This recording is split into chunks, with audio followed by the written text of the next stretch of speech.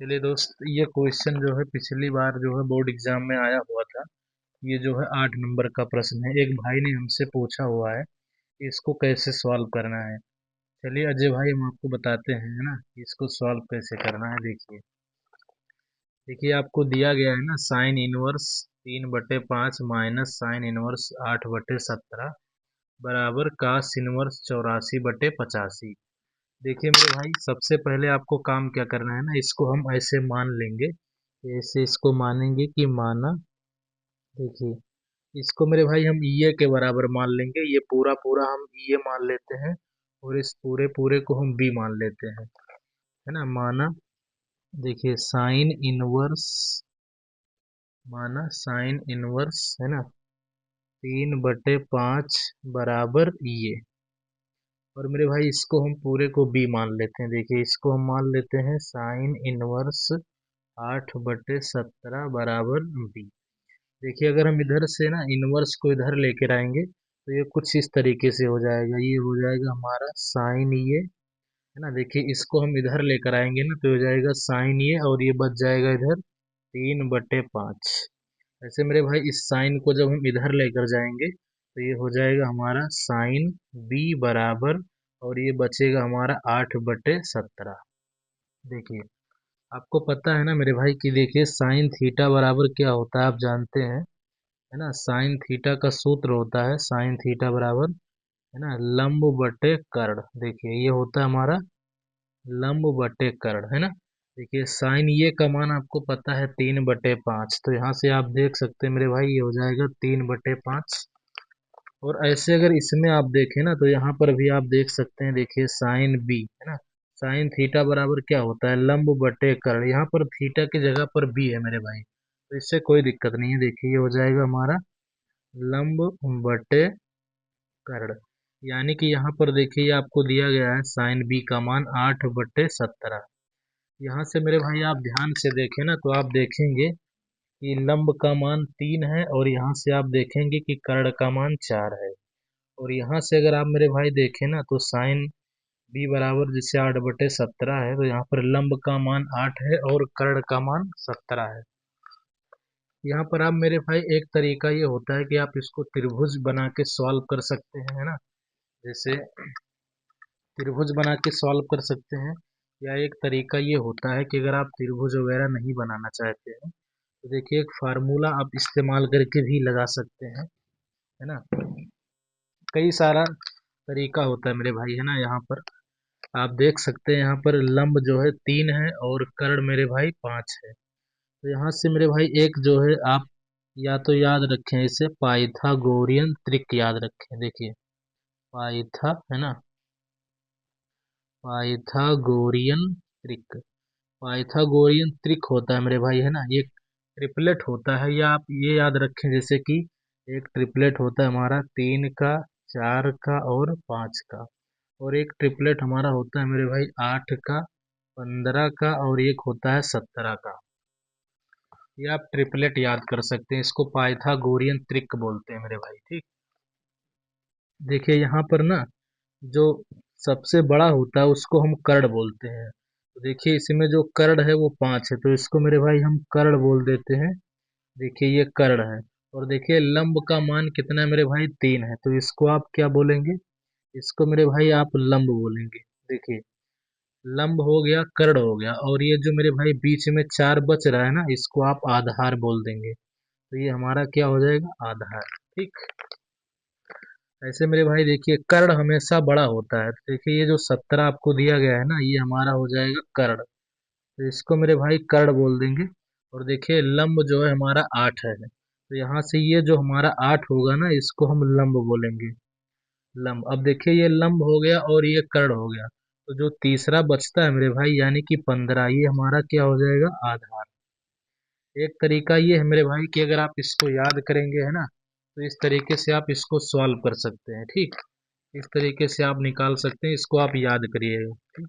या आप हो सकता है कि मेरे भाई त्रिभुज बना के भी इसको सॉल्व कर सकते हैं। ये सबसे बेस्ट तरीका होता है, सवाल जो है कम समय में मेरे भाई लग जाएगा। देखिए अब यहाँ से हम क्या करेंगे मेरे भाई, सबसे पहले हम निकालेंगे, जैसे हमने यहाँ पर साइन ये निकाला है ना, तो यहाँ पर हम निकालेंगे कॉस ये। मेरे भाई आपको पता है ना, सूत्र आपने पढ़ा हुआ है, देखिए सूत्र होता है लाल बटे कक्का, ये आप जानते हैं है ना, लाल बटे कक्का। देखिए ये होता है हमारा साइन थीटा, और आप जानते हैं कि ये होता है हमारा कॉस थीटा, और ये होता है हमारा टेन थीटा। अगर हमको कॉस थीटा का मान निकालना है, यानी कि हमको कॉस ये का मान निकालना है, तो ये हो जाता है हमारा आधार बटे कर्ण। तो ये हो जाएगा हमारा मेरे भाई आधार बटे कर्ण। तो देखिए आधार कितना है हमारा 4, और देखिए कर्ण कितना है 5। इसमें आपको नहीं देखना है मेरे भाई, अभी इसमें आपको देखना है। ये हो जाएगा 4/5। ऐसे मेरे भाई जब हमने साइन बी निकाला है ना, तो यहाँ पर हम जो है कॉस बी को निकालेंगे। देखिए कॉस बी, देखिए इसका भी फार्मूला वही है, कॉस का फार्मूला क्या होता है, आधार बटे कर्ण। तो ये हो जाएगा हमारा आधार बटे कर्ण। देखिए यहाँ से आप देख सकते हैं ना मेरे भाई कि आधार जो है 15 है हमारा, आधार 15 है, और कर्ण जो है हमारा 17 है। ठीक, सिंपल सा है। अब मेरे भाई एक फार्मूला आपको पता होगा ना, देखिए मेन कहानी यहाँ से शुरू होती है। देखिए ये सूत्र आपको याद रखना होगा, है ना, कि ये सूत्र क्या होता है ना। ये सूत्र हमारा होता है मेरे भाई, देखिए सूत्र होता है कॉस ये, देखिए सूत्र हमारा होता है कॉस ए माइनस बी बराबर, है ना, कॉस ए माइनस बी बराबर,